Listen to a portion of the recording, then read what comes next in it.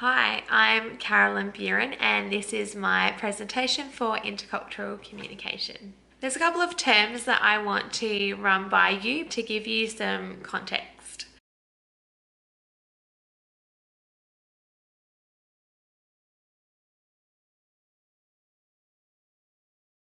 Now we're going to get into the intercultural experience. To set the scene, I was 17 years old. I was studying at university and at TAFE, and I was learning Auslan at TAFE, and I was in my first year.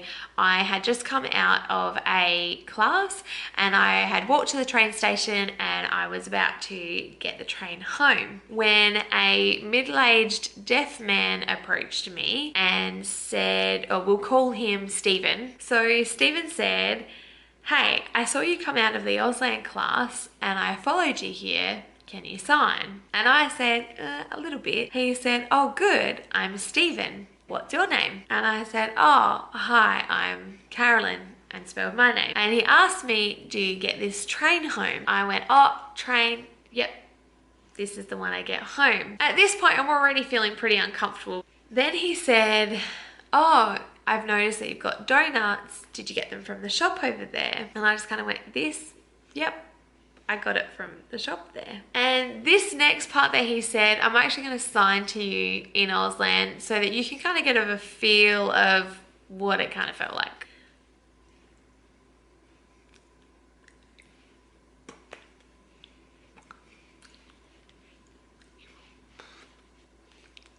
Anyway, what he said was, "You've got a really pretty face, but you're overweight. You shouldn't be eating those donuts. Donuts make you fat. So if you stop eating your donuts, you'll lose weight and you'll look really pretty." At this point, I was extremely offended. So I pretended that my phone was ringing and said, "Oh no, sorry, gotta go." And I walked away from him as quickly as I could. So, why did I choose this experience as an experience of intercultural communication? Well, I liked this interaction because it was an interaction that happened at home. It was at the Adelaide train station. I didn't have to go abroad to have this interaction. It wasn't with someone who was from a different country, and we were actually communicating in the same language. I like this interaction because it was a communication breakdown, but it wasn't because there was a language barrier. It was definitely a clash of cultures, and as we'll find out later, potentially clashes of discourse. Here are some observations about the experience. Luda, Marsland and Nekfapil in 2004 explained that membership categorization analysis is the analysis of a membership categorization and focuses on how it is done in talk and activities. In this experience of intercultural communication, I was categorizing Stephen into different membership groups through my body language and behavior. And I really wanted to point out that I was making these categorizations known to potentially any onlookers through my talk and my behavior, my body language, my shutting off the conversation, my moving quickly away, my pretending to be on the phone, and later in all of these subsequent conversations I had with other people about how rude this guy was to me. Stephen was categorized as disabled, naive, and vulnerable when I pretended that my phone was ringing, knowing that he couldn't hear whether it was or not. Stephen was categorized as creepy or undesirable when I ended the conversation quickly and moved away from him. So now I want to move on to talking about discourse systems. Scollin, and Jones explain that a discourse system is essentially what one might call a different culture. However, the term discourse system is more explicit because it encompasses the fluidity of members and engagement.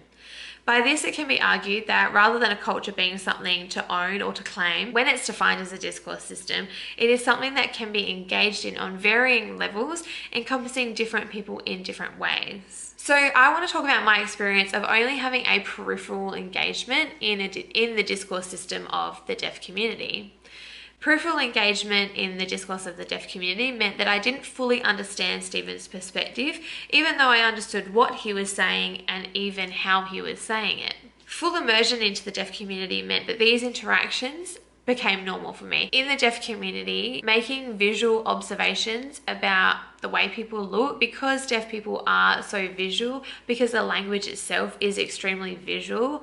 Making visual comments and making observations in general is very normal and is seen as pure conversation, and it's never seen as loaded in any way. Other discourse systems that could have been in play in this interaction from my perspective was popular culture, youth, being female versus male discourses, even student, younger person versus older person, these sorts of things. So now I'm going to move on to sustainable diversity in the deaf community. Hugh in 2013 discusses sustainable diversity in the context of migrants in South Australia.